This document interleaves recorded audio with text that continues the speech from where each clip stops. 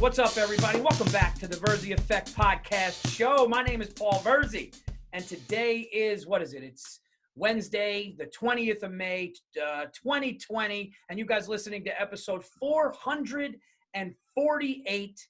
And my guest today, been on the show, actually, when I was out in Los Angeles a couple months ago. I was on his amazing podcast, the Monday Morning Podcast, one of my best friends in the world. The comedian that you know and love, the man, the myth, the legend, and two-time, not one time, two-time winner of the Jimmy the Greek Award, which is basically me and Bill betting on football games 2 years in a row, and he beat me. The one and only Bill Burr. What's up, Bill? We had fun with that gamble. We had the My favorite thing about doing that, so for the people that don't know, Bill and I would get the newspaper, we would look at the spreads together, and we each had to pick 4 games against the spread, and I always went with the favorite and he always went with the dog. But there were times you'd call up and you'd go, 2 times he did this, so pissed at a call, you'd go, you know what, fuck it, I'm just sending you $100, this fucking call, and then he would still win the week. My temperament is why I never became a gambler. I like my paranoia, my temper, like you can't be a paranoid lunatic and start gambling. You'll think everything is fixed and you're gonna have an ulcer by game 8 of the season. Some of the voicemails I got from you, I'm just, you know what, I'm done with the game. And I'm like, dude, you're beating me by 3 games. Well, because the competitive thing, I want to be right. And then also when we were doing that was when the game was changing so much. Yeah. They wanted to open up 14. Were we doing that like 13, 14? Something like that. But like in the 2000s was the Jim Irsay, Peyton Manning, every year it just seemed every year they'd lose in the playoffs and then there'd be a new rule change that kept tipping the scale in the favor of the Colts. Yeah. Which is hilarious because they're sitting there saying, and Irsay was sitting on the competition committee. Like the conflict of interest was ridiculous. And I don't know. There was something about that decade of football that bothered me. I realized how old I was.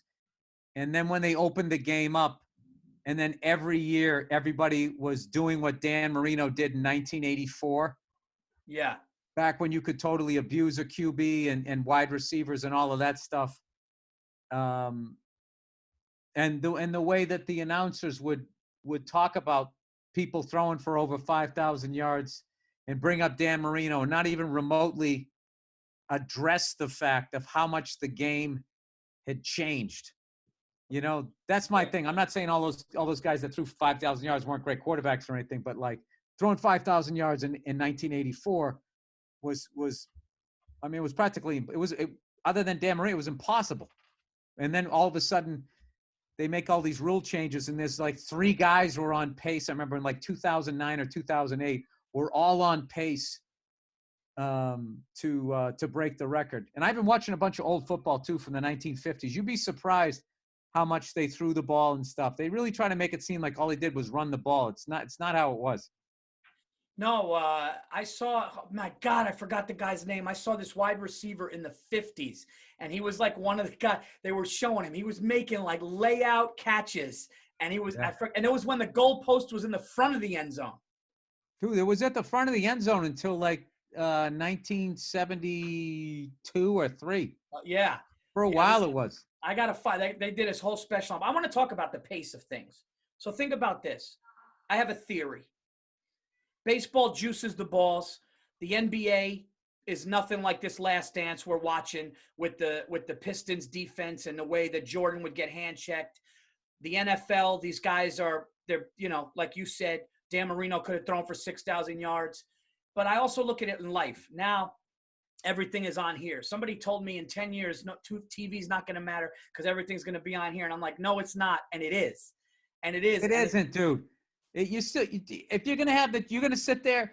What's better, watching it on your TV or watching it on this fucking thing? This is nice if you're sitting at a bus stop, but you're telling me that everybody's going to have their iPhone taped to their fucking wall? No. Yeah, no, I like the TV better, dude. I like the TV fucking better. But I think everybody's going to have TV's just gonna, like, TV and the computer will become one, which they can already do, but they got to make 40 versions of it so everybody can keep up with the Joneses. That's one of the smartest things I ever did. When flat screen TVs first came out, all my dumb friends, when they were like as thick as a phone book, and they were like $6,000. When they first came out, they were like 13 grand. When they came down to about 4 grand, all my dumb friends went out and bought them. And then they started giving me shit. You still, I like Keith Robinson. Hey, you probably still got one of them square TVs, don't you? I go, yeah, I do. I do. I bought it like 10 years ago, and I'm going to watch that. Yeah. And as these flat screen TVs come down to like $700, oh my God, then I'll buy the thing, and it's going to be better than your $4,000 one that's as thick as my fucking head. I called that. There you go. Dude, I bought a fucking 40-inch flat screen the other day. It was like $130. What? It was nothing. Yeah, they're nothing now. They're so cheap now. Yeah, I just wish there was somebody that could like repair them, and like you could just keep them for a long time. Yeah. At some point, I mean, there's so many things that need to be addressed, but the designed obsolescence combined with global warming, and something's got to give here, man. We got to go back to repairmen. Dude, when I was a kid, dude, when you'd buy a TV, first of all, it was like 1,000 fucking pounds. And there was just a tube in the back of it. As long as you didn't throw a brick through the screen, dude, every like 7-8 years, some old guy would come over with his blue Dickies outfit, and he would just replace the tube in the back, and then you'd have it. And like people kept TVs for like 25, 30 years. People don't even keep them for 30 months anymore. Dude, when Stacy and I were dating, she lived in Jersey City. I can't believe she lived in a terrible neighborhood in Jersey City, dude. And I was like, your parents let you fucking live here? But she took the PATH train to the city, and I helped her move. And me and my older brother took her TV. Bill, it took everything we had to get this thing down the stairs. It was so ridiculously big and heavy. So when you just said 1,000 pounds, it was like the fact that one of us didn't break our back or drop the TV down the stairs is a miracle. Those flat screen TVs, they're also huge, but like the ones I'm talking about, dude, these things used to be made out of like, if you had money and you bought a nice TV, I mean, dude, the thing that the TV sat in was made out of like mahogany. Yeah. It was like redwood tree or some shit. I mean, it was a piece of furniture. Yeah. And it had like some of them that were really expensive. They had all these ornate designs, like wood carved into it and shit. This was the TV. And you bought this fucking thing, and you just had it until like, I don't know what, till the tube started to go, and then some guy would come by and he would fix the tube for you, and you were good to go for like another, I don't know, I forget how long it would last. Are you, because we never talked about this on the road, maybe a little bit, but you're definitely more of an antique guy than I am. But are you like an antique guy? Like, will you go into an antique store? Does that shit interest you or no? No, I hate the smell of those places. It's fucking gross, and it's just, you feel like everything somebody died on, or something was in a murder. So I am a pause the video game guy. So okay. Like if technology, like right around 1995, I thought it was fine. We could have stopped there. The big square TVs, 27-inch TV was fine. I mean, now that you got the giant flat screen TV, like, oh, this thing sucks, but that thing was fine to look at. Everything was fine. Cars were fine. There's airbags and shit. Cured enough diseases. I think right around 95, we just fucking stopped with this insanity of, the fact that Apple, the way that they have their tablet and then they have their laptop, and there's no like, it's like, that they have the technology to make the tablet do what the laptop does. But if they did that, then you won't do. So then they give you the tablet, and there's nothing you can fucking plug into it. They just sit there. Yeah. As the earth is starting to catch on fire once a year, right? And it's like, and the oceans are fucking rising and all of this shit, and they're sitting there. Yeah. Trying to come up with ways to make more shit be thrown into the fucking ocean. They're just a fucking reprehensible company. And what kills me about it is like, once you go in, it's like the mob. You can't get out. Like I can't stand them, and I just try to hang onto their phones as long as I can, because I try to look at other people's phones. It's like the With their mob. swipe text and all of that shit. I'm just like, I mean, that's like you're speaking a different language. I don't even know what it is. So Dude, I bought this. I'm a hypocrite, basically. I just got this 11, and the guy goes, "Hey, just so you know, best battery on any of them. Out of all of them, it's the best battery. It's gonna go longer." I'm going like, yeah, well, it's $1,000, so you know, I'm expecting that. It should be fucking more than anything because the 7 fucking. And it's not going to be worth shit in like 18 months, and then you're going to turn it in, and then they're going to, you know, they're going to do a little fixie on it, and then they send it to like whatever you're supposed to say, not a third world country, a new world. Is that what you're supposed to say? I'm going to get in trouble here, Paul. Oh yeah. A new world country, and then they're gonna sell it to some poor kid there and fuck him over. They're just gonna keep the fuck over going. So I am not an antique guy. I like old cars and shit like that. That's why I like old cars. There's a couple of things that I have. I have a one of those Ronson matchstick lighters. I went on this real Humphrey Bogart. I like old movies and shit, so I saw Humphrey Bogart lit this match, and I was like, what the fuck is that thing? So I got one of those, and I found this guy in Michigan to repair it. I think it needs lighter fluid because it hasn't been working. You remember, you were out here. I lit a cigar with it one time. You're like, what the fuck is that? Yeah. Like Yeah. a metal stick with some, like there's some little bit of flint, and then there's this little wick thing that just rests in the fluid. I remember you pulled that out. You started doing that, and I was like, I never saw that before. That was wild. That was crazy. Yeah, and there's some pretty really creative ones of those. Like I remember my dad used to have a bank that was a pitcher, a catcher, and a hitter. And you put the coin in, and you'd wind back the hand, and it would throw it, and it would hit the catcher's chest protector, and the chest protector would go back like that, and the coin would go down, and then come, and the guy would swing. It was really wild. Well, that's like, cool. You know, I mean, it's nothing compared to an iPhone, though. So yeah, I have an appreciation for like, you know, I like an old bar. I like old houses. Yeah. I like shit like that. But as far as buying old shit that people had, it creeps me out a little bit. You get a kick out of this. Lucas said to me the other day, he goes, "Dad, let's get that. Let's just get that house." He said something. He goes, "And let's just make all of it inside modern." And I go, "Oh, this is my son." It says, "This is my," because I like that. I don't know why I like new, clean, white. You know, white. I don't know why. It's weird. I love Greek, Italian. Yeah. That's that's your guy's shit. Yeah. There's been a zillion Italian comedians talk about the all white room that nobody can go into that has the covers over it. It's like, yeah, I never had what that. what it is your guy's skin tone looks great against that pure white. See me, I get lost in it. You just see like an orange beard floating around in the middle of the car going, what the fuck is that? It's a very complimentary color to people with olive skin. That's so fucking fun. It's so true. Dude, it's true. Like if I see, like when I saw Jordan, I got to tell you a great story. I lived on 63rd and 2nd, and Stacy was over, and we lived in a building that a famous boxing promoter lived in. So Denzel, when he was doing the Hurricane movie about Reuben Carter. Like, that's my favorite Denzel movie. I walk in and like Denzel is talking to my doorman, and the doorman, Denzel goes, "It's all right. He knows. And he just gets in the elevator, and I'm in the fucking elevator with him. It was nuts.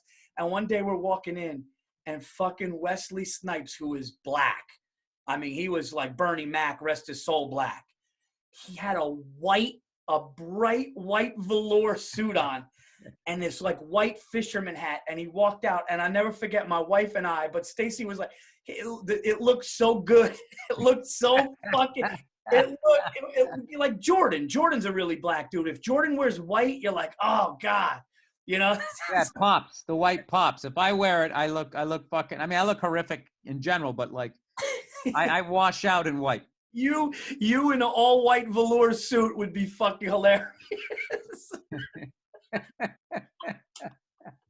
That would actually be what you needed to do. Get me a day on the beach. I actually look, I got some color today. I think it's this light. If I was sunburned and I was all red and I was on an all white thing, dude, it would be, people would just look at me and be like, it'd be off. All right, I got three for you. And I don't mean to put you on the spot. gun to your fucking head, you could remake any car and it'll be your car. You could redo a classic and you could have it, but that's the only classic car you could ever have redone. That one, only one movie you could watch and one meal you could have. What would they be? I think I know the car. This changes by the week, but I would get a 67 Cadillac Eldorado in that that blue that they had. It was like a blue silver. Nice. With all the toys, Paulie. Oh, you like a caddy. You like a Cadillac. I love a caddy. You do. What was the next thing? One movie? One movie. Oh, man. Old or new, but that's the one you're watching on a loop. It is a tough one. One fucking movie. Well, I have all my ones that I love, but I feel like I've watched Goodfellas a million times. I've watched The Godfathers a million times. You said you like Bogart, right? Love Humphrey Bogart. I like all of those guys. I would probably pick one like The Dirty Dozen or The Magnificent Seven, where it has a handful of my favorite actors. Because I grew up watching Bronson, Clint Eastwood, Lee Marvin, Telly Savalas, Steve McQueen. Yeah, Steve McQueen, Paul Newman. McQueen and Newman I kind of got into later in life. But when I was a kid, I used to watch like Kelly's Heroes, Bridge Over the River Kwai. Once a year they'd come. There'd be 8 o'clock movie. The Magnificent Seven. All the spaghetti western that Clint did. Huge Clint Eastwood fan. I like his cowboy movies. I like, the Dirty Harry shit, but I like the I like the spaghetti western. So I guess if I had to do one, I would maybe watch I also really like the score. Maybe like Magnificent Seven or something like that, because that's just it's got a lot of guys in it.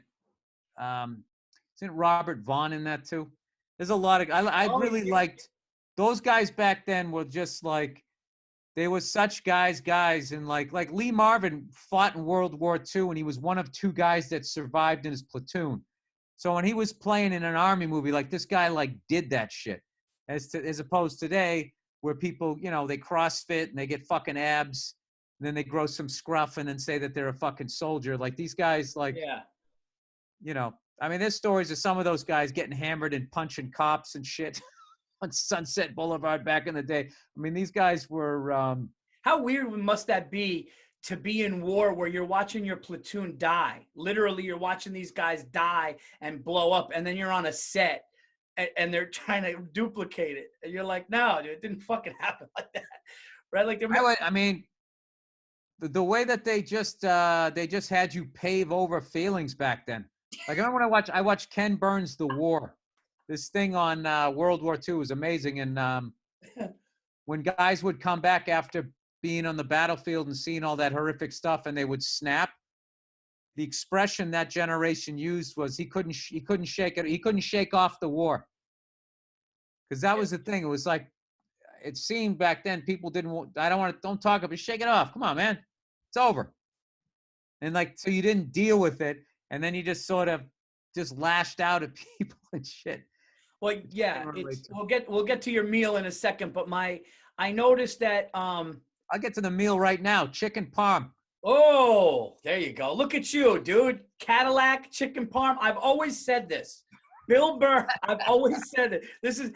Bill is the most Italian, non-Italian. We've been on the road. This guy likes the mob movies. He likes the food. Dude, me and Bartnick. The thing is, Paul, you don't give German Irish guys enough credit. Dude, I like schnitzel, dude. I like schnitzel. I do. I mean, food is good food. And the Irish aren't exactly, and the Germans, it's not like they haven't tried to mob up here or there during history. Yeah. No, that's true. Movie. No, but I remember when me and Bartnick introduced you to a garlic-filled olive. You kept going. I still buy him. Oh, yeah.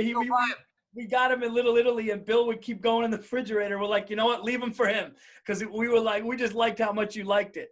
Oh, yeah. No, Three's the magic number with those. You go any more than that, it's you did too much. But one, and they're like Doritos. You can't stop eating them. So what I do when I have them here in the house is I put them on a plate and I got to walk into the TV room. So, I don't want to yeah. get up and go back. I can't bring the jar in. I'll finish it. See, I'm like that. I'm like that with like sharp provolone or cheese. Like I can't. That's my thing. I just keep eating it. You just said something though about like just paving over feelings or like walk it off. Like my grandparents in the 50s, like if a family member drank, my grandmother would go, "No, he didn't drink," and everybody knew the guy. Everybody knew he drank. Like he drank, and she, "No, it's fine. Everything's fine." There was never a problem in the family. There was like never turmoil. Where now it's like this piece of shit. You know what? He should one more chance, and he's out of here. That wasn't the case. Yeah, there's no interventions back then. There was no intervention. No. You didn't intervene. You mind your business. Well, you grew up like with is that German Irish thing is like the deal with it, right? The deal with it. Yeah, German people and Irish people, I believe, were considered very stoic people. Generally speaking, there's a coldness to us.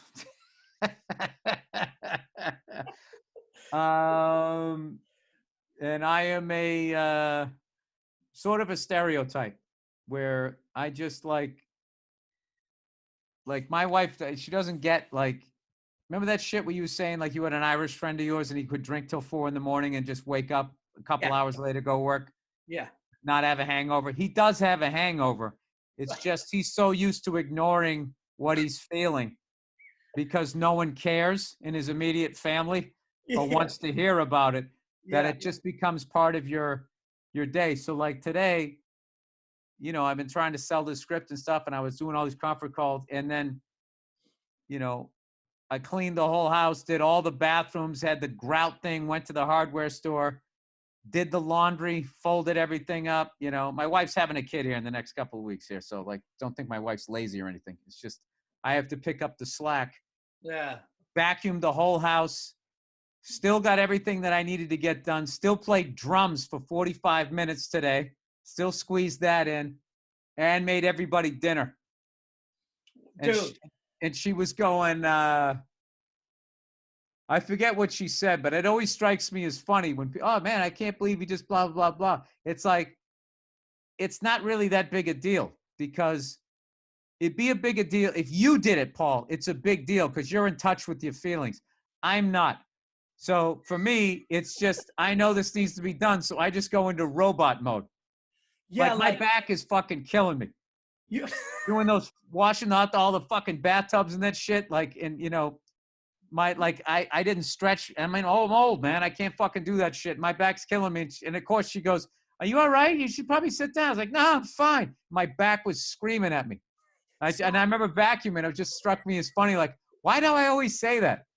So you like, so you're hiding, like not hiding feelings, but that cause I noticed that about you. You're like, you and my wife have this thing and she's got that. She's German, Irish, Scandinavian. She's got that, like, I mean, a big problem with me and her. Paul, we play hurt. No, but yeah. You're one of those guys every 5 seconds. God, you're in the locker room. They're rubbing you down. In the game, I'll play. In sports, I'll play. But yeah. But one thing that Stacy's family, and they'll probably hear this. I don't care. But one thing that Stacy and I argued with one time was her family wasn't really good at hello and goodbyes. Like, and I would ask her about that. I would go like, we fucking walked in and like there was no like, hey, how you do? And she like was like, and I didn't like that. It's like, because I grew up where it's like, hey, how you doing? Get over here, you fuck. Like that's part of what I like. I like the get in here. We're going to drink all day. That type of thing. Where with them, it was just like, it took like a second to warm up to get the hello. And it fucking bugged me. Yeah, I mean, it's just a different, you guys, hey, fucking Paulie's here. We're just sitting over there like, hey, what's up? Yeah, I'm like, here in the fridge. This guy pissed at me? Yeah, fucking 2-2. We'll give you a score. You made me that one time. Stacy and I stayed with you back in the day, and we would hear dishes and pots and pans at like 8:45. And Stacy sat up and she goes, are you gonna go help him? And I was just like, I was like, I was like, we drank until 2. We smoked cigars until 2. Like we're on his deck. Yeah, I know. I've had a number of guys like you have stayed at my house, and after a couple of days, they go, "Dude, can you tone it down, man?" I was literally going like, he's got a tone. I'm looking like an asshole right now. And then you get up, and Bill's got like the kitchen clean, and he's got like, you had scrambled egg. No, you had eggs over medium, which I fucking asked for. You were like a host of all. But yeah, you're a guy that you don't like putting your feet up. No, I don't know how to do that. And then also, I'm a very difficult person to live with, so I have to make it up in other areas. Here's the deal, Paul. If I did what you did around the house and was still wired like me, I'd be divorced.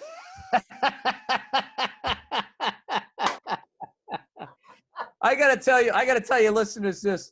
The amount of times I've been over your house and I've watched you do something or say something, and I'll just look out of the corner of my eye and be like, Stace is going to take a pan and smash it over his head, and he has no clue. That's the funniest thing about Paul, is he doesn't even know that he's irritating his wife. And I'm telling you, he's like Ralph Cramden. Like you were literally born in the wrong era. Wait, what was the thing she brought out? Didn't she bring something out of the oven? Dude, when I went over your house with 4th of July, she came over and she made something, the amount of effort, I forget what it was. And you put it in your mouth and you said something that criticized the food. I don't care for these. Yeah, this thing isn't, you said it isn't blah, blah, blah. No. And I was like, so I just had to make a comedy routine out of it. I'm like, Paul, you out of your fucking, you realize what a saint you married, that she just didn't dump this over your head? Yeah, no, yeah. Yeah, that was my bad. You're funny. You're so like open with your emotions that you talk before you think in those situations. Like one time, just for your listeners, I'm on the phone with this knucklehead, and he's sitting there on the phone, and because he's on the phone, he just gets into the phone world. He forgets who's walking by, and Stace was walking by, and you're like, oh yeah, man, I smoked like 3 cigars like 2 days in a row. And then I just hear this, Paul. Oh, dude, I don't know if I got to tell the story.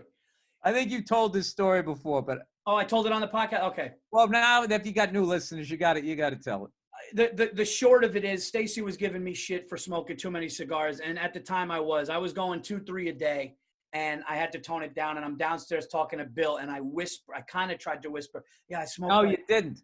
Oh, I said it loud? You didn't say it loud. You just said it in a normal speaking voice. And you know them. They're like, that fucking, what's that computer? Is Alice? What's the name of the? Oh. What's the fucking Alexis, right? Fucking Alice. You're like me with names the way I am with, what's it called? The sayings. No, I'm all right with names. I just don't give a shit about tech. I'm not going to bug my own fucking house. I already have a flat screen TV. Isn't that enough that some fucking, what do they call it? No, dude, you called him Manny. Can watch me bang my wife if he wants to. You called Mariano Rivera Manny Rivera, and you called the movie with Marissa Tomei and Joe Pesci Uncle Vinny's, which is a common. I'm not good with names of movies. I can never remember the names of movies. He's got to do. One time I was like, dude, who's Manny Rivera? I'm a bad Yankee fan. So I say to Bill, I go, dude, I had fucking 3 sticks like yesterday, and Stacy was on. You just hear Stacy go, what, Paul? And like we had the discussion. So I'm like, dude, I'm in for a world of shit right now. You know anything? And Bill goes, dude, here's what you do. You're gonna go upstairs. You're gonna say you're right. I'm sorry, and all this stuff. And I'm like, I need to work on it. I need to work. I said I was gonna cut down, and I didn't. This isn't fair to you or the kids. Yeah, the whole deal. Like you're not gonna raise your voice if she yells at you. Don't go to her energy level. Just tell her she's right. She has the right to be mad. Yeah, he was literally like in my corner in between rounds and told me how to go out and win the next one. I go into Lucas's room, and she's cleaning it like frantically. She's grabbing stuff, this and that. And I go, babe, listen, you know what? I thought about what you said. I'm sorry. I'm smoking too many cigars. You're right. I shouldn't have hid it from you. And she just tilts her head. She just tilts her head and looks at me. And she goes, Bill just fucking told you to come up here and do that? And I put this awful lie smirk on my face. And I go, no. And she just bursted out laughing. And she's like, yes, he did. But you got me out of that one. And the one you really got me out of was when we got hammered at a Ranger game. And you go, Virzi, I'm not letting you drive. I'm just not letting you drive. I go, dude, you don't understand. I'll be all right. Just give me some water, something to eat. You got to lay down. Dude, I woke up 4 hours later to a phone call. Where are you? The kid's got to go on the bus. And I'm going, oh, my God. And you were like, stay. But you literally saved my life that night. Literally. Oh, yes. I call, Stace, go easy on him. I kept him out till all hours. Yeah, we got home at like 3:34 in the morning. Yeah. And I go, just go to sleep and wait a couple hours, till you reasonably, can walk around without falling over some shit. And then we both just passed out. And then all of a sudden I heard you go, I just heard you in the room just go, what? Because you were looking at a text because your phone vibrated or something. Oh, fuck. And then I heard your half of the phone call. No, I'm at Bill's. I just laid down for a sec. I'm gonna be like that quick. I was like, uh-oh. You just saying that is giving me anxiety, but you telling her like, hey man, he made the right decision, took mustard off for fastball. Dude, how funny is being married? I got a buddy today going, listen, I can't do it. She's yelling at me. And it was almost as if my high school friend was saying to me, I can't go out and ride bikes or play basketball. He just said, listen, she's yelling at me. I can't do it. You know how it is, right? And I'm going like, yeah. That never goes the other way. Like your wife's never on the phone. Yeah, he's yelling at me. I can't do it. They'd have a fucking intervention. They'd film it. They'd put it on social media, and then you'd come off like a fucking wife beater. Remember that joke you told me I should do when Stacy was like, she's like, I'm going to my mom's. And I go, I can't just say that about my dad. Like, I can't just, or like, I can't just, like, I have a thing. Women always got to go to their mothers. Like, you know what? I'm just going to them. I'm going to, but I could never be like, I'm going to my dad's. I'm going to talk to my dad. Yeah, we're wired differently. What are you going to do? Dude, my life's going to be nuts here in a couple of weeks. Yeah, dude. So congratulations on number 2 coming. Listen, I mean, here's advice I could give. It's that it's going to get crazy. I mean, 1 is 1. And I mean, what did I say? 1 is 1 and 2 is a million. We did experience that. But here's the thing, dude. You got a chill daughter. So this is either going to be the opposite or then maybe you hit the bullseye twice. Who knows? Well, it's just a weird, obviously with the shit that's going on, it's just a weird. Yeah. I mean, if it was normal everyday life, I would have the usual anxiety. You just want everybody to be okay, and whatever. You want to pass on your good stuff and try to work on the bad shit, and I don't know, dude. I have no idea, but the suspense is killing me. So I'm trying to make sure I get plenty of shut eye. I look a little tired right now, but that's because I worked all day. But so we got only a couple more minutes on here, but I wanted to talk to you about a memory that I have with you. There's a couple of memories I have with you on the road, and it's kind of bittersweet because we don't work together that much anymore, but we're always going to do the football game. But it just had me thinking, after all of these years and a friendship now of going on like 15 years, there's a couple of memories that I wanted to just walk down with you, which I thought was so fucking funny. We're walking in Charleston, South Carolina together down the street, and it's hot out. And I had flip-flops, Jordan shorts, and an Eli shirt. And I remember that. I bought prosciutto, and I bought all kinds of shit, and I had them in a paper.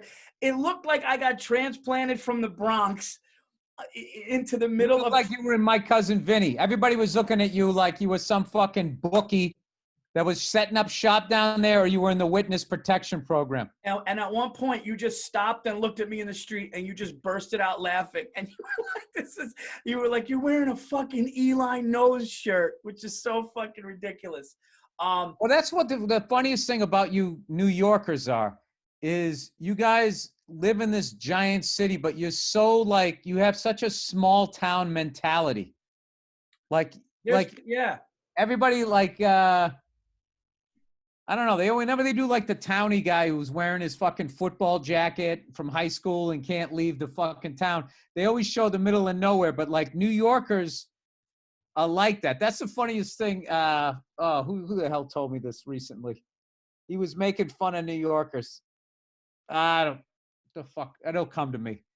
He was just talking about you guys and how like you guys all Oh, look you were telling me Nate? Nate Bargatze, where he goes, you guys, oh, I fucking live in the Brooklyn. And it's just like, yeah, a blocking away from your mother. You still go over to her house and fucking wash your wife beaters. It's hilarious. Well, I actually was always a suburb kid. I never lived in the city, but you're right. You said something really funny that me and Giannis were talking about the other day when we were talking about the John Starks dunk. And you go like, you guys are the only guys that would call it the dunk in a series and game you lost. Yeah. I mean, it was a great dunk, but that's the only thing we got with that team. That was so. Anyway, I'll get to that. We'll talk about we'll end this with The Last Dance because that's just it's too phenomenal not to. But that memory. And do you remember the time you hit me up and you go, Virzi, you go, I got this bottle of whiskey. Come to my room. We'll have a couple pops before we go to the Alamo. Dude, me and you talked and we drank the whiskey. And then I was standing with you in front of the Alamo, hammered to the point where I took my shirt off. Remember? I took my shirt. No, we were going to take a picture and you were like, let's do a crazy picture. So I took a picture of you, dude. I saw a side of you. I wish I had that picture. Dude, you were like, you look like a fucking wild man. Oh, dude, and the security guy came out. He's like, guys, get out of here. You got to get out of here. And you were like, no. And then, like, to make it look okay, we started asking him history questions. Do you remember that? I just think it's so funny, the amount of shit like that we've been near and we had no interest in even going in it. Like, I've been to San Antonio like 10 fucking times. I've never gone in the Alamo. No, me neither. It interests me historically. I respect what happened there. But the second I see that fucking line full of all those history buffs and those soccer moms holding on to their kids who don't want to fucking be there, I don't have it in me. Oh, no. I've never been in there before, but I'll never forget being that hammered. And I took the shirt off and I made that face and you go, if that was a poster of a horror movie, I'd go to it. Do you remember that? Yeah, dude, you looked crazy because you were moving so fast, it kind of got a little blurry.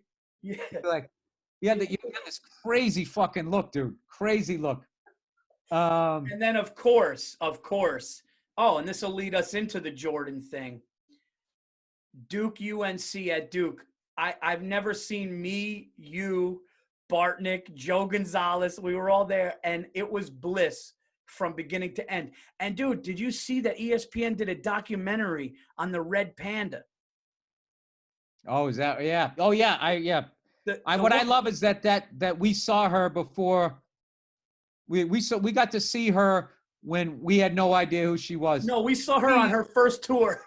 She fucking killed.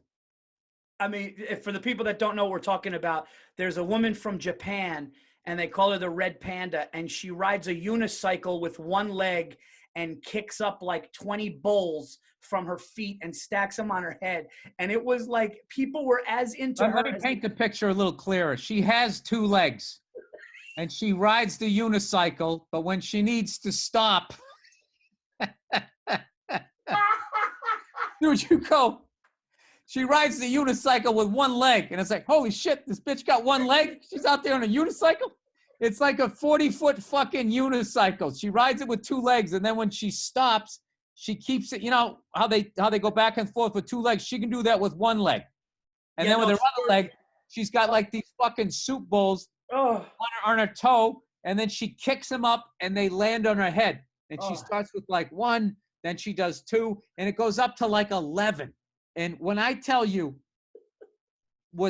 how much she had the crowd in the palm of her hand and how hard she was killing, it was like we were at Duke, Carolina in Camden Indoor Arena, and during halftime, she came out, and not only did she keep the energy going, she took it to another level. Dude, my ears were ringing by the time I got out of there. I felt like I went to a fucking Judas Priest concert. It was one of the most spectacular things to witness. It was almost like an amazing show in an amazing show. Dude, that was so fun. Let me paint the picture clearer. She wasn't an amputee. Yeah, she had two legs. She said that her dad would watch her the first time and noticed that she could do more with like that she could probably do it with 1 foot, which was so ridiculous. And he would go and watch her, and then it just got more bowls and bowls and bowls, and she would throw them up, and everyone's like, no way, no way. And she'd have like 15 of them, and she would stack them up, and the music was intense. Dude, it's epic. You got to check it out, the Red Panda. Her performance, she could sit down with Coach K and be like, you know, at the table and deserve to be there. That's a great I mean, visual. Coach K, there's no way he wasn't looking at her going like, if she was doing that with a basketball, I'd have, because she was delivering in front of everybody. That's the thing, too. It's like what she's doing, there's no do-over, and the plates are going to break, the bowls are going to break, and all of that stuff. Like, she got up to like 8 or 9. I'm like, dude, you know, go back to the room. You're done. You won. Yeah. You know, she just kept doubling down.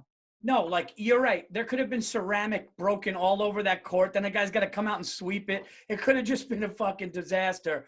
Joe Bartnick, like that. Joe Bartnick, if you guys don't know Joe, just look up his face. He was like this. He's like, he was the happiest. The happiest I've ever seen him. Yeah. He said and he was like humbled when he came in. He was smiling and he was sort of like ducking his head. He couldn't believe he was there.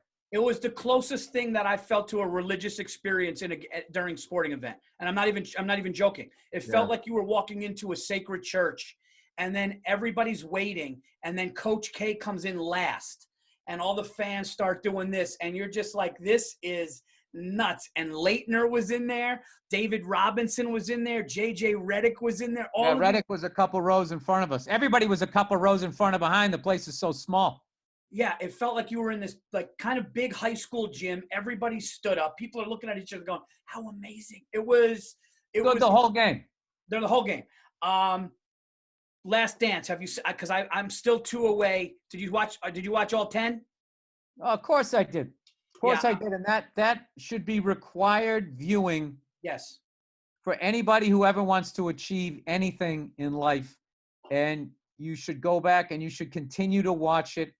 And I know that there's been some criticism from, you know, documentarians because Jordan had, you know, final edit and all that. And that's what I think made it amazing because I've been watching the guy since he was at Carolina. So for close to 40 years, other people have been telling his story and he finally got to tell his story.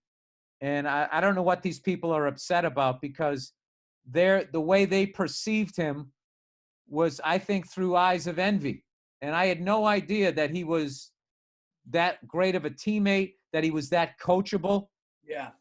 That like in 96, he gets into a fight with Steve Kerr and Phil Jackson kicks him out of practice and he leaves, you know, because Phil's the coach. Like they came up with Michael Jordan and his supporting cast and then he started saying it. Then they act like he came up with it, but like, he just seemed like that, all that stuff, going to go see Rodman and Rodman coming up saying, do you have a cigar? He didn't apologize, but he understood the psychology of what he was doing.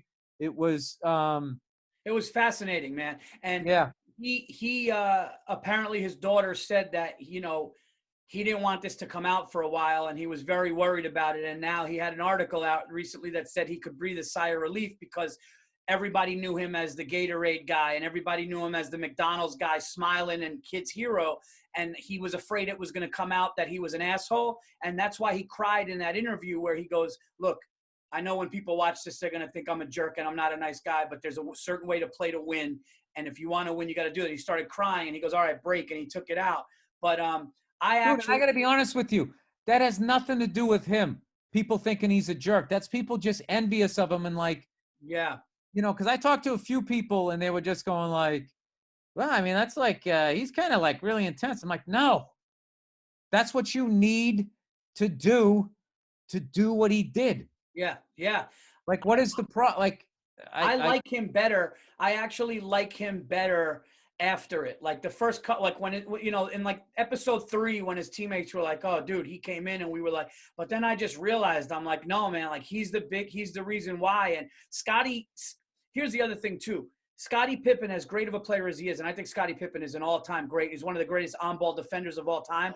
But Scottie Pippen, what Jordan did for him, I think Jordan made him one of the best players to ever live because he just had that guy next to him that did it, man, that did it and kind of wanted. Like, dude, You That's couldn't it. be around a guy like that. That's like if you're on like a more simplistic version in our life is if a buddy of yours goes on stage and he tries out a new bit, you know, night after night after night, and he's building his act. It's like it pulls you along with him, and it's like even if you're not as good as he are, you're gonna get better. And what he did, how committed he was, and how bad he wanted to win every single year. He's if it's the level of leadership that he showed. Because the thing about it is when the top dog drags ass, then he sets the tone. If Yeah. he's busting his ass, then everybody else has to bust his ass. If he's listening to the coach, everybody else has to listen to the coach.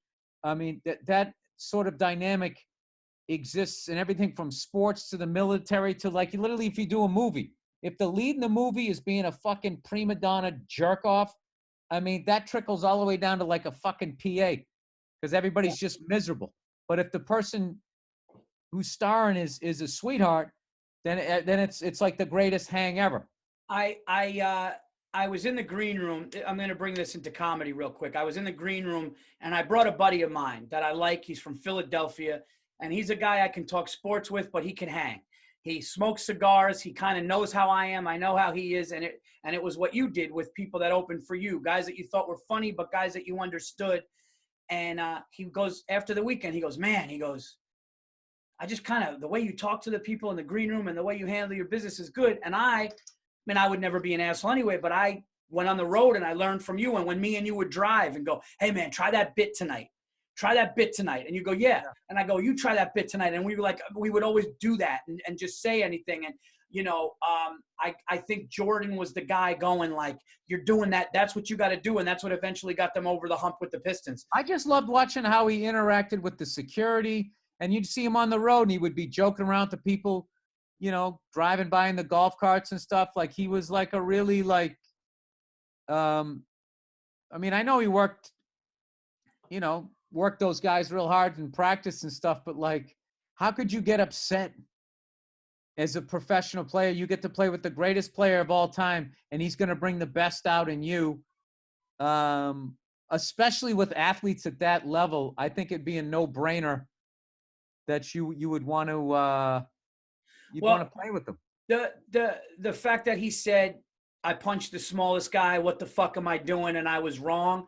That kind of showed me that like, cause Steve Kerr was like, yeah, dude, he said some things to me that he shouldn't have said. And he was a real dick. And like, then he actually called him up and bonded with him. That showed me that he wasn't a full on, like that showed me that he was a man, you know, that he was like, well, yeah, look, dude, we all say shit we shouldn't have said or whatever, but like the media, like just blows shit out of proportion.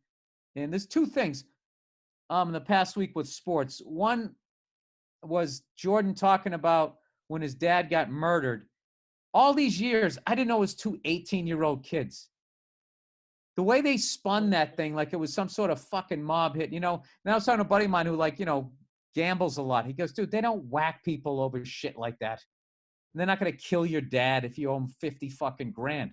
Yeah, especially with Jordan's money too. Yeah. Dude, that's nothing. That's a couple of free throws for him. Yeah. One free throw, right? So I was reading this book that Bartnick gave me called The Code. I was just talking on another podcast about this. And there was this infamous hit. What was the guy's name? Bartuzzi or something like that. He suckered this guy from behind and then pushed him down. The guy fell down and he broke his neck. His career ended and all of that. This kid, Steve Moore. So this book talks about how when shit like that happens, you know, how the sports channels, especially ESPN that doesn't cover hockey, which is, they've just never been able to have a good relationship with the NHL, it seems. They just show the incident. And this book just talks about the soap opera that leads up to it. It's so fascinating where it's just like, so that kid, Steve, hit the captain of the Vancouver Canucks. So when you know, it was a clean hit, but he really fucked him up. So then with the code, he knows that he's going to have to answer for that, which means that somebody's going to come up to him, drop the gloves, and then he's going to have to, you know, answer the call or whatever they call it. Yeah. So that happened in that game, but they didn't feel like he got his ass kicked enough. He fought Matt Cook, and I guess Matt Cook worked him over, but not enough. And the Bartuzzi guy was chasing him around the ice, going, "Come on, fight me, fight me." He wouldn't. So in the heat of the moment, he sort of gave him a hook from behind or whatever. But like, anyway, it's a long story. But like, what I've just noticed with so much of this shit, when you watch anything like a clip on Twitter, or you watch something on sports channels or anything like that, is that they're just showing you the end of the movie. They don't show you what led up to it.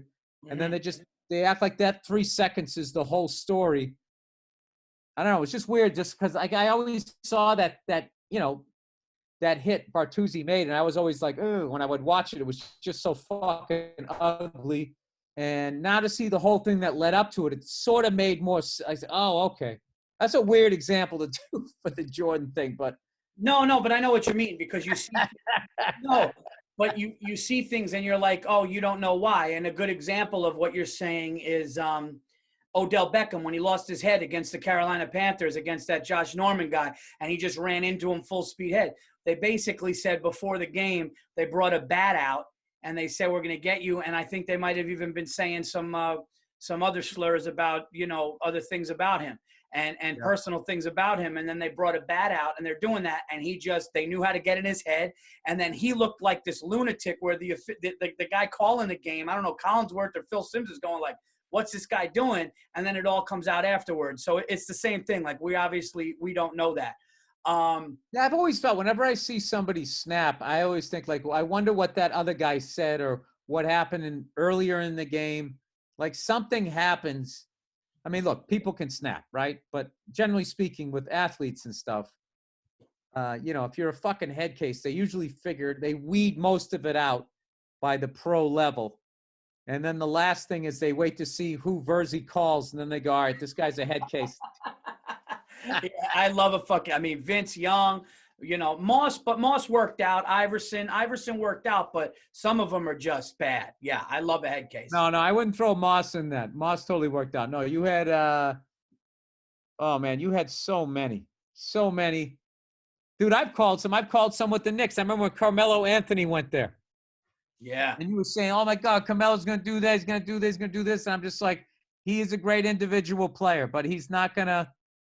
He looks like he smokes weed and eats fucking Cheetos, is what I said. And will fucking he'll hit like 90 fucking 3-pointers in a row, but he ain't gonna play defense.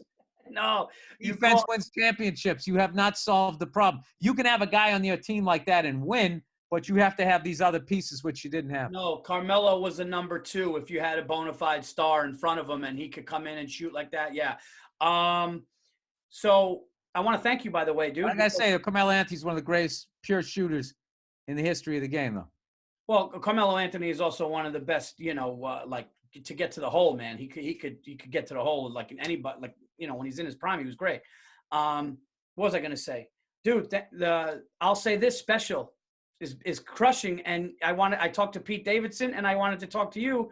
A bunch of people at Comedy Central, I don't know what happened. Some things are going on over there. I'm not going to badmouth them. They gave me a chance, but they released it, and it's amazing what happens when a special could be seen. Yeah.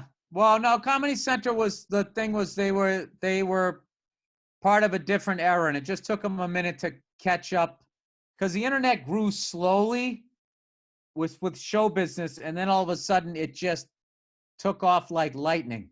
And it kind of happened to all aspects of entertainment. The first people that felt its power negatively was the music industry, I think, with Napster. And I think everybody should have looked at that being like, what just happened to the music business is going to happen to a lot of aspects of this. And the people that was that Jimmy Iovine guy, I remember him seeing that thing with Dr. Dre where he was like, what is that? I don't want to be the last guy out here trying to sell a CD. People who think that way, you don't get caught flat-footed. And I just think that they got caught a little flat-footed because it's a terrible thing if that channel goes away for comedians. I mean, Comedy Central has done so many things for me, so I hate to see the shakeup that went over there. And there's a lot of people over there that I was friends with that kind of got caught up in the, I guess, listen. Like Ann Harris, I've known her forever. She's been at so many tapings of so many things that I've done. All the way back, I think, to the half hour I did in like 2003. So that's a sad thing. Well, if I'm being honest here, I feel as though more could have been done with my special, and now it is. And I don't want anybody to lose their job. And I'm glad that Comedy Central's still around. I think they will be fine.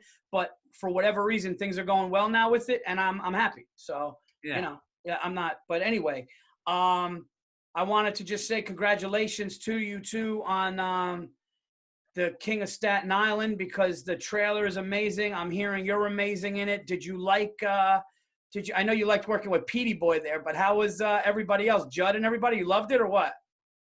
Oh yeah, no, it was like summer camp, man. We just sort of all of everybody playing the firefighters, both real firefighters and actors. Just became a crew. And we're still supposed to all get together. Like, that's what kind of sucked, because we were all looking forward to, like, we were supposed to do South by Southwest.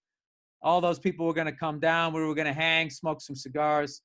Like, we really bonded. And then to get to work with, like, Marissa Tomei and Steve Buscemi and like, it's hard to describe when you're across from them what they can convey with just looks or arch of an eyebrow and stuff. And then so much stuff that they were doing that then when you watch the final cut of it that you didn't even see them doing, because you got your lines in your head, there's people moving around, you're trying to stay focused, but there's little things become big things on the screen. And the two of them were like just masters at it. So I do remember when we did when they were trying to get the looks right.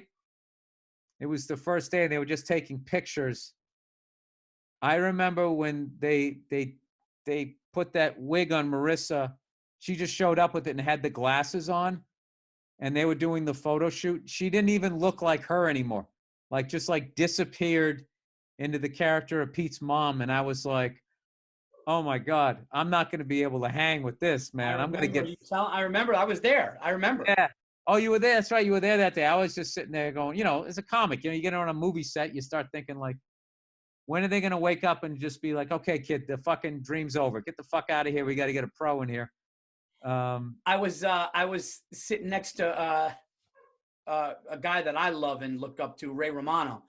And it was right after he did The Irishman. And I lean over to him and I go, all right, dude.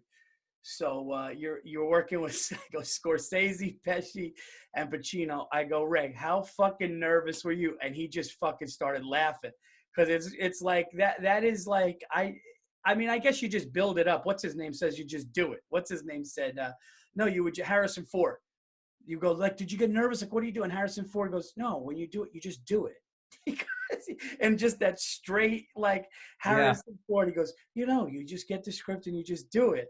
But I couldn't imagine being on a scene with Al Pacino. You know what I mean? Like, Al Pacino to me is Jordan for me.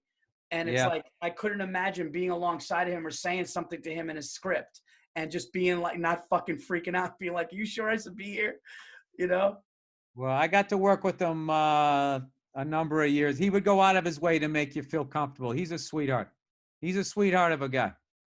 For me, he's the GOAT. But I know people. He had 8 years where he screamed, but I still, he's the guy for me. I feel like those movies, he was going through a transition to what he's doing now. Like, he was sort of killing off the old him and then into this new thing. And how people are, they don't want to watch. They want you to stay the same. They don't want you to change. It's weird.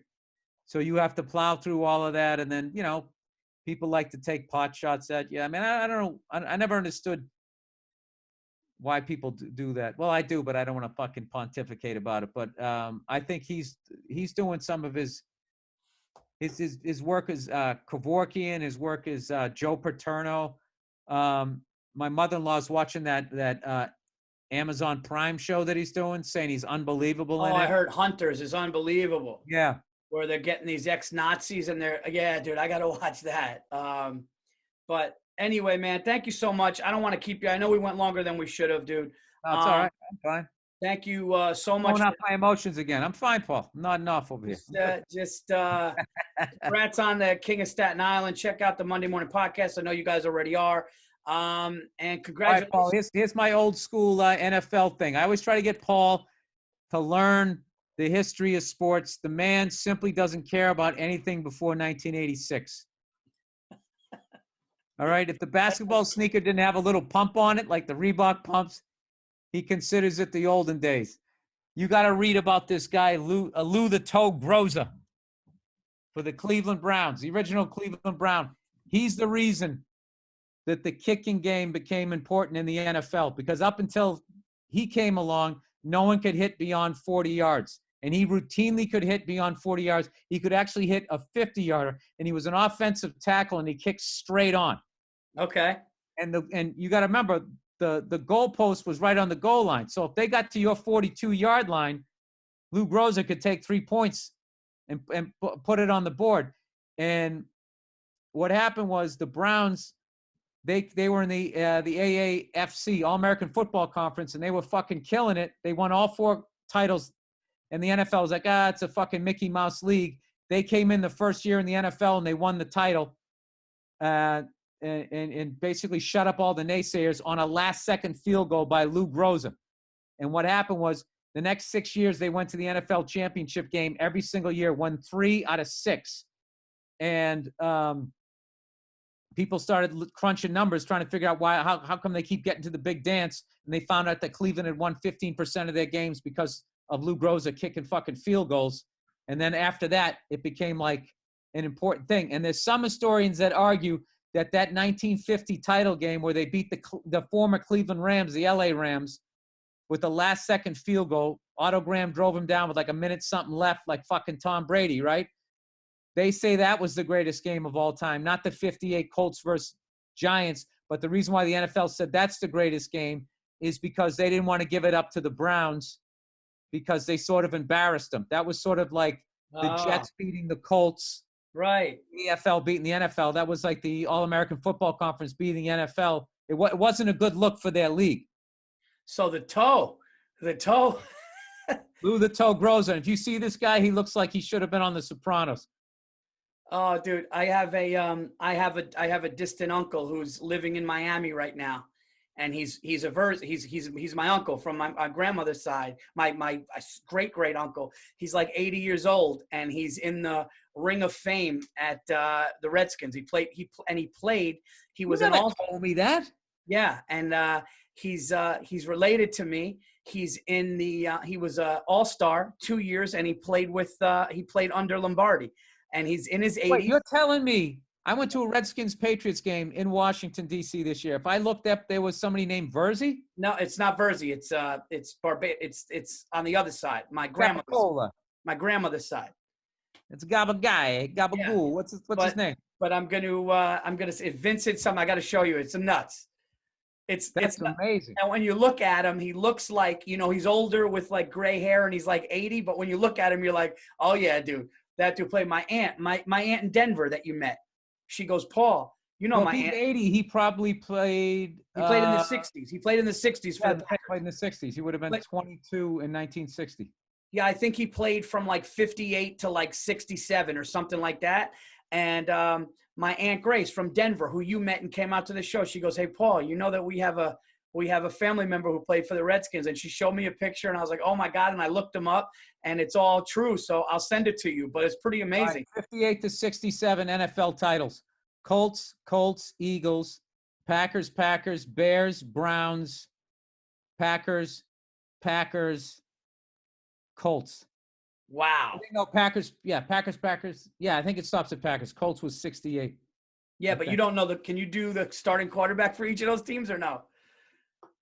The winner, yeah, I think so. I can do a lot of them. Yeah, it's crazy. Eagles is hard because they had like Norm Snead and Roman Gabriel and Sonny Jurgensen, so I don't know who was starting that year. Then obviously it was Bart Starr. Johnny Unitas would be with the Colts. Bobby Lane the year before was with the Lions. What?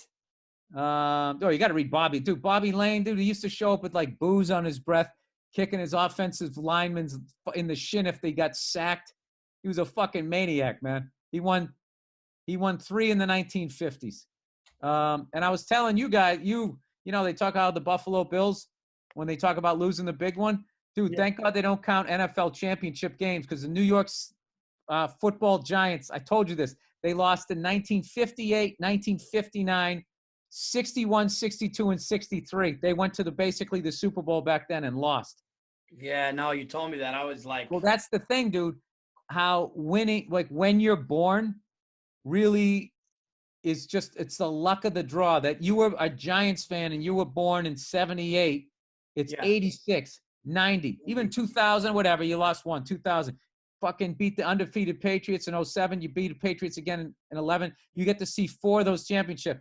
Who was the quarterback? I got one for you. You'll probably remember. Who was the quarterback of the Giants team that lost the Super Bowl in 2000? Oh, the blonde-haired kid. Oh, fuck.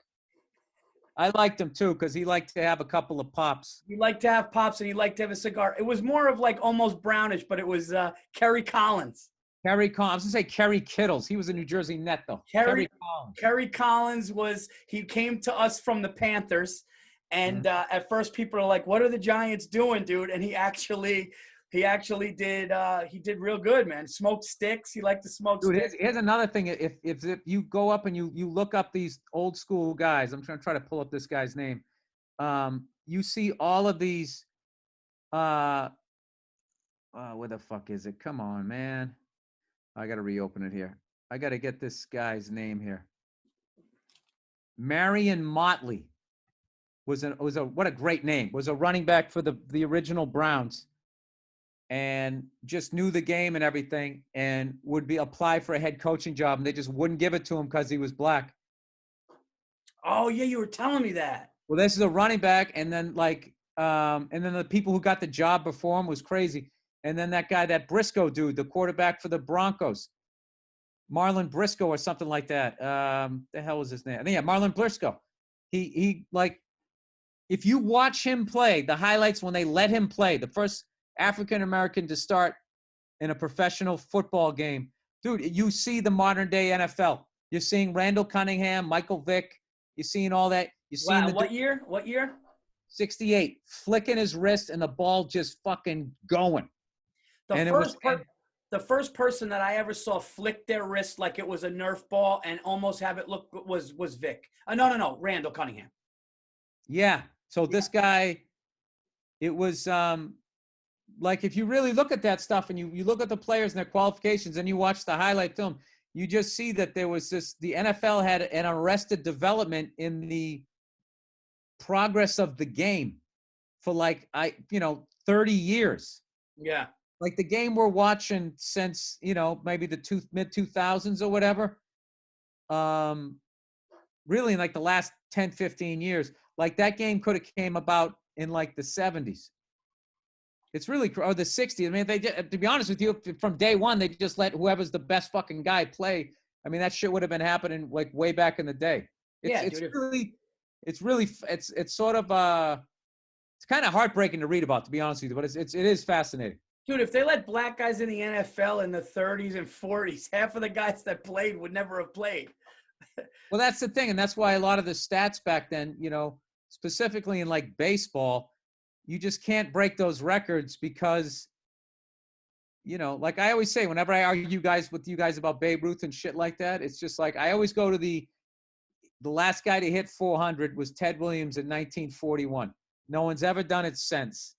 Okay. But previous to that, it happened like 26, 27 times. One time in the late 1800s, 5 guys did it in 1 year.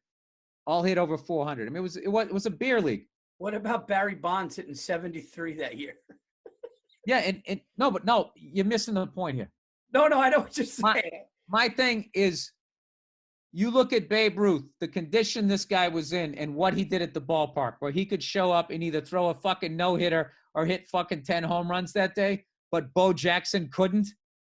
Oh, Bo Jackson. Bo Jackson couldn't come anyway. Bo Jackson's physique, his gifts could not do that in 1989 in baseball, but in 1916, 17, 18, 19, Babe Ruth could do. I mean, come on, man. It's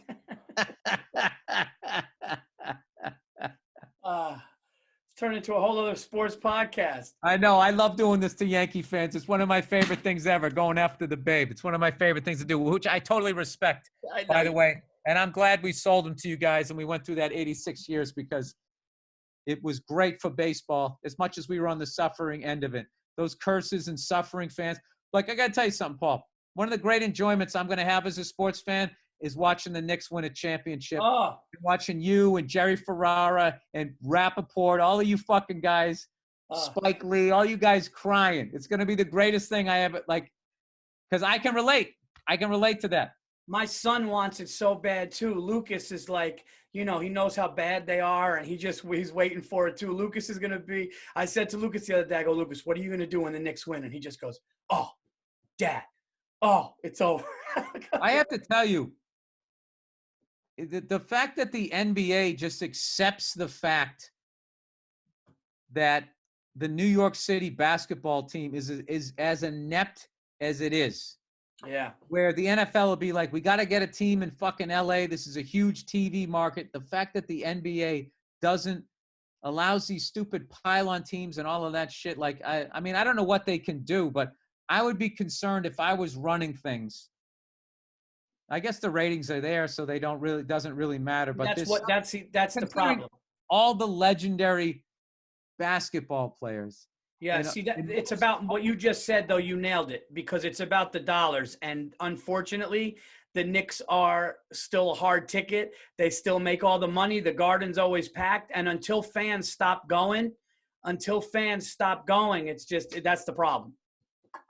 Yeah, because I just watched Rappaport's thing again when the Garden was eaten. Yeah. I love that documentary. Dude, how great. I really loved when